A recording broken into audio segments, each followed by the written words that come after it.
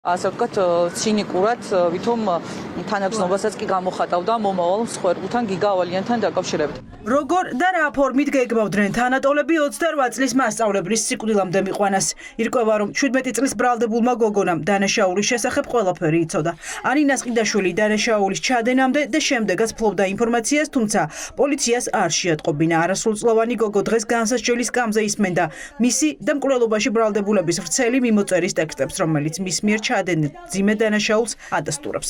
SMS-ებს დახურულ სასამართლო პროცესზე საქმის მთავარი გამომძიებელი კითხულობდა. ნასყიდაშვილმა ზუსტად იცოდა, რომ მზადდებოდა დანაშაული, რომელიც მიმართული იყო გიგა ავალიანის წინააღმდეგ. ნასყიდაშვილი პირდაპირ ეუბნება ალექსანდრე გაბაშვილს, რომ წინასწარ ეცოდება და წარმოუდგენია თუ რას დამართებენ გიგა ავალიანს თავდასხმის შემთხვევაში ბრალდებულები. გიგა ავალიანის მკვლელობის ცალკე გამოყოფილ საქმეზე, სადაც საბრალდებო სკამზე ანინას ყიდაშვილი და დემეტრე ჩიქოვანის ხედან ორი მოწმე დაიკითხა. ლუკა მაყაშვილმა ბრალდებულების მეგობარმა სასამართლოს დაუდასტურა, როგორ გასცემდა მასწავლებელზე თავდასხმის დირექტივებს დემეტრე ჩიქოვანი. ლუკა მაყაშვილი ეს არის ბრალდებულების მეგობარი, რომელთანაც მიმოწერა ჰქონდა დემეტრე ჩიქოვანს. სწორედ დემეტრე ჩიქოვანი ამ პირს წერდა, რომ გიორგი რიკაძისთვის გადაეცა, რომ საშკაც იგივე ალექსანდრე გაბაშვილს თემქაზე გაყოლოდა. მოგეხსენებათ, რომ თემქაზე მოხდა გიგა ავალიანზე თავდასხმა. შესაბამისად ის მოუწოდებდა, რომ შემთხვევის ადგილზე წასულიყო ალექსანდრე გაბაშვილთან ერთად გიორგი რიკაძე და დახმარებოდა მას დანაშაულის ჩადენაში. SMS მიმოწერები, მოწმეთა ჩვენებები, დაკავებულ არასრულწლოვნებს მეგობრებიც ამხელენ. ანინას ყიდაშვილს გამოძიება შეუტყობინებლობას ედავებათ. დემეტრე ჩიქოვანის მკვლელობის მომზადებას არასრულწლოვნები ბრალს არ აღიარებენ, ამბობენ, რომ მათი მეგობრების მიერ ჩადენილ მძიმე დანაშაულთან შემხებლობა არ აქვთ.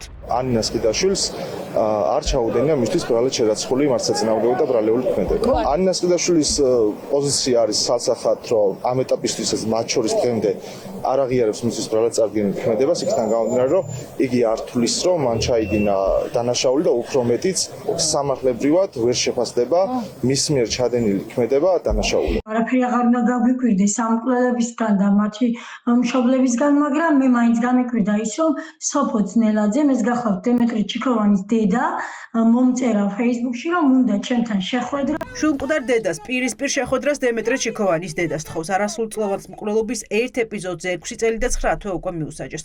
ჩიქოვანი ახლა 12 წლიანი მუხლით სასჯელის განსაზღვრის მოლოდინშია. როგორც მოკლული პედაგოგის დედა გვიყვება, შვილის მკვლელობაში ბრალდებულის მშობელს სავარაუდოდ მისი გადაბირება სურს, რაც არ გამოვა. ძალიან ბევრი აქვს სათქმელი და უნდა რომ მითხრას ალბათ რაღაცის სანაცვლოდ. ეს დანარჩენი აღარ უწერია, მაგრამ ამბობს, რომ მისი დემეტრე არის უდანაშაულო, მე ამისი უნდა ვირწმუნო, არ აინტერესებს ამ ხალხს ჩემი მოსმენა, თვითონ აქვს რაღაცა ბევრი საქმე, მაგრამ ვერ ბედავენ, ვერ ამხელენ სასამართლოსთან.